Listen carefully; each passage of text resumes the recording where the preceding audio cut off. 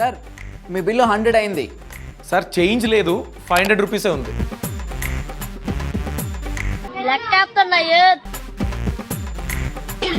అన్న ఇదిగోండి 200 నోట్లు రెండు. ఏంటన్నా కామెడీ చేస్తున్నారా?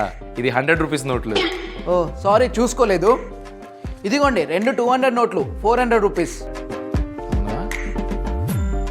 ఇది 200 రూపీస్ నోటే, ఒకటి మాత్రమే ఒరిజినల్ అన్న, ఇది ఫేక్ నోటు. అన్నా సారీ ఇంకెప్పుడు ఇలా అవ్వదు. కానీ ఇది ఫేక్ అని మీకు ఎలా తెలిసింది?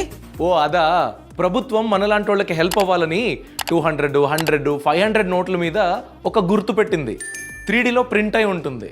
ఇప్పుడు ఇది 200 రూపీస్ నోట్ కదా, దీనిపైన 4 లైన్లు ఉన్నాయి, మరి మధ్యలో 2 00లు ఉన్నాయి. సో ఇది 200 అని తెలిసిపోతుంది. 100 రూపీస్ నోట్ అనుకోండి, 4 లైన్లు ఉంటాయి. అదే 500 రూపీస్ నోట్ అయితే 5 లైన్లు ఉంటాయి.